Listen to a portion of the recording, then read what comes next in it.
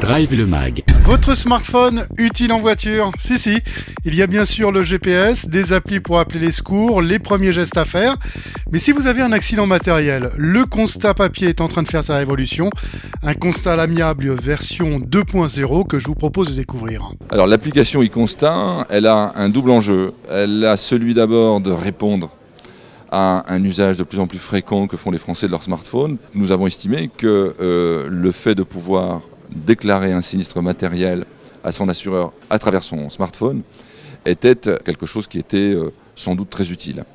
Et le deuxième enjeu, et ça c'était la difficulté de ce e-constat, c'était de faire en sorte qu'il devienne un e-constat officiel et applicable à tous les assureurs, parce que cela n'a de sens que si tous les assureurs, le prennent en compte.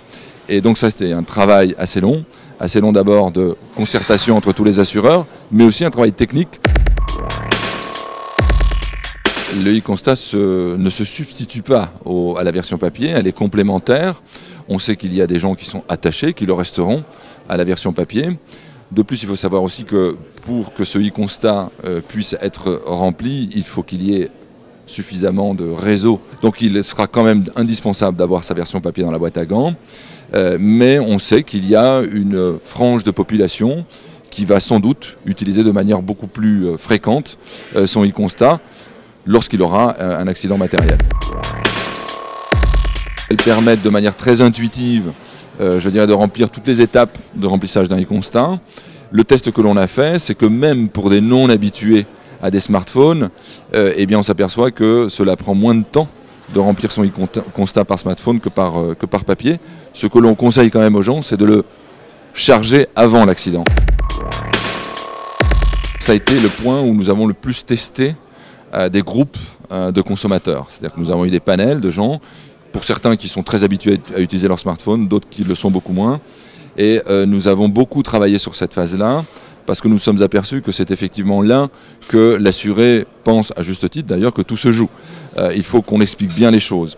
Donc nous avons fait quelque chose de très simple, de très fluide, et surtout aussi, nous avons permis à l'intérieur de l'application de pouvoir faire dessiner les circonstances sur un papier, avec un crayon de manière classique, et de pouvoir ensuite photographier cela avec son smartphone. Ce qui est une solution qui, pour ceux qui craignent de ne pas être très habiles dans l'utilisation du smartphone, leur permet d'être tout à fait sécurisé. Alors ce e-constat, de deux choses l'une, soit il est signé. S'il est signé, ça veut dire qu'on a accepté que ce qui est dedans, on reconnaît que ce qui est dedans est conforme à la perception qu'on a eue de l'accident, auquel cas il est automatiquement envoyé à son assureur. Et l'assuré reçoit derrière deux confirmations, un premier SMS qui lui dit « oui, nous avons bien envoyé votre e-constat à votre assureur », et quelques temps plus tard, un email qui lui confirme cette réception et qui lui restitue une version papier, PDF, du constat amiable, ce qui fait qu'il pourra l'avoir sous la main, ce qui est toujours très utile et sécurisant pour l'assuré.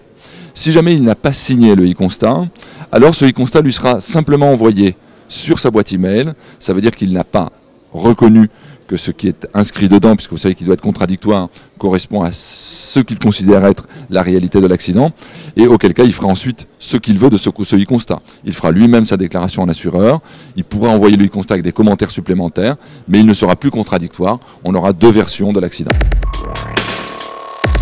Alors ça aussi, ça a été quelque chose qui a été testé avec les consommateurs. Vous savez qu'il existe aujourd'hui des possibilités de signature électronique, moyennant le fait d'appuyer simplement sur un carré.